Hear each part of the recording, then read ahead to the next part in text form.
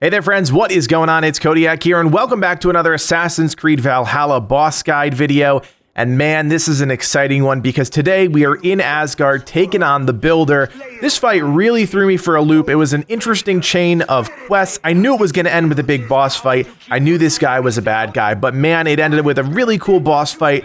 Albeit a little confusing, and I'm going through this in real time with you guys to kind of explain how I was thinking. Now, the first thing you'll notice is that this room is just a circle, or you know, it's more circular than most rooms, and there's not a lot you can do. He has no weak points that you can visibly see. His weak point's actually on the top of his head, and he's got a number of really powerful abilities. He is incredibly slow, but he does have a lot of really big abilities. He uses that mace and his stomp abilities to great effect. So really for the first, I don't know, 3 minutes, I was just trying to figure out what the heck I was supposed to be doing to take down his stamina. As with most boss fights, the key is to take down their stamina. And really, I just had to be patient because there's an ability, and we'll talk about it as soon as we get there, that will allow you to get access to that weak point. So as you can see, I'm trying to run up walls. I'm trying to figure out what the heck to do.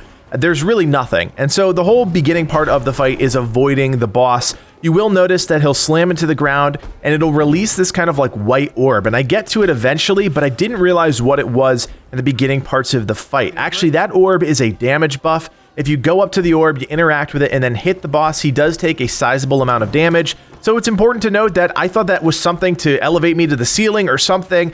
It just is a very confusing fight. You have to kind of figure it out by feeling it out. That's that slam, and there's the orb right there. I'm looking at it, trying to shoot it. I had no idea what it was. I get to it, and I miss it. So it is on a timer.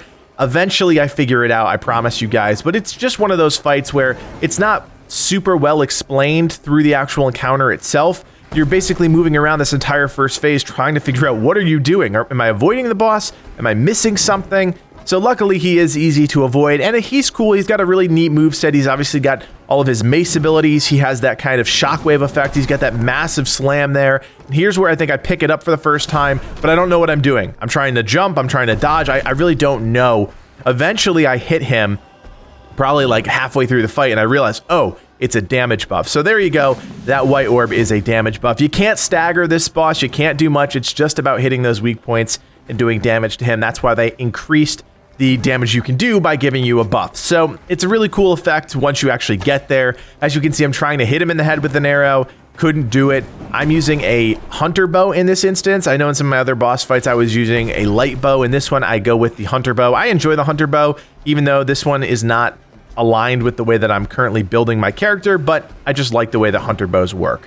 So I'm still avoiding him at this point, just trying to figure out what the heck to do. And there it is. That's the ability I've been waiting for. You get tossed up into the air, and then you basically get a little bit of a slow time to try and figure out how to hit him in the head. Now, again, the hunter bow, the light bow, those are pretty easy to do it with. If you're a predator bow person, you may not have as much luck. Once you get to this point, he does it quite a bit. So I actually get 2 headshots in pretty quickly, and then boom, you get the stun attack. And as you'll notice, that stun attack does a decent amount of damage, but not actually that much compared to some of the other boss fights in the game. So he's going to continue to use this ability for quite a while. Again, with both of his stamina bars down, that's really all you get. So now you have to basically figure out a way to do damage to him. And I believe this is where I start to figure out that, hey, I need those orbs because those orbs are going to increase my damage.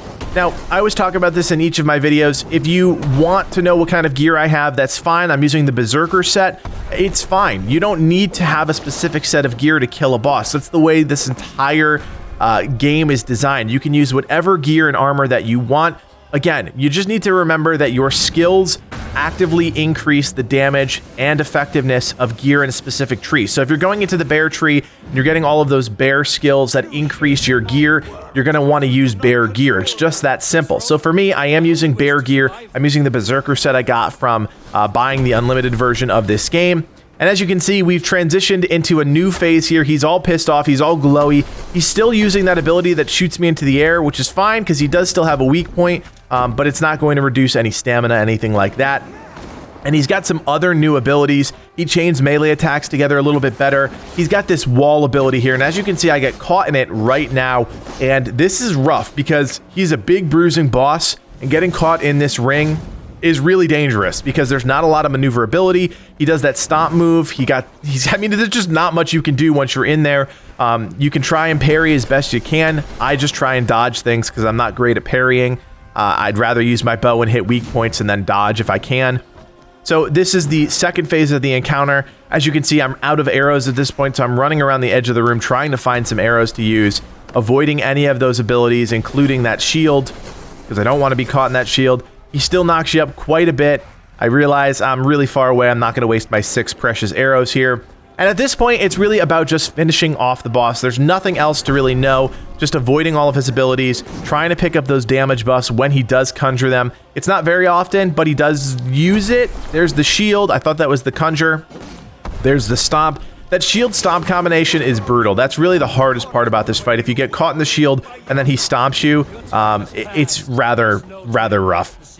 So at this point, I'm just trying to chip away at him, trying not to die, waiting for that damage buff, watching out for the shield. There's another instance where I get caught in the shield. And as you can see, it's really hard to dodge his abilities when you're caught in the shield, especially that stomp, which does have a decent AoE.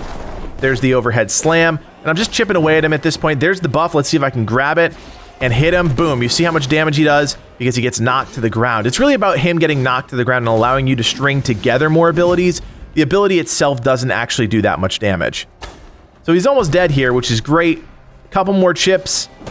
Using the shield, I get caught in it once again because I'm a big dummy, but luckily he's almost dead, so I'm gonna just chip away at him, and there it is. And the fatality right at the end is absolutely incredible, picking up that giant mace, stabbing him right in the heart. Fantastic way to end the boss fight. So if you guys have any questions about the fight, feel free to leave them in the comment section below. If you have any tips or tricks you want to share with other people still struggling with this fight, also put them in the comment section below. And of course, like the video and subscribe to Legacy Gaming if you want more Assassin's Creed Valhalla content in your feed. My name is Kodiak, and from everyone here at Legacy Gaming, thanks for watching, and play on.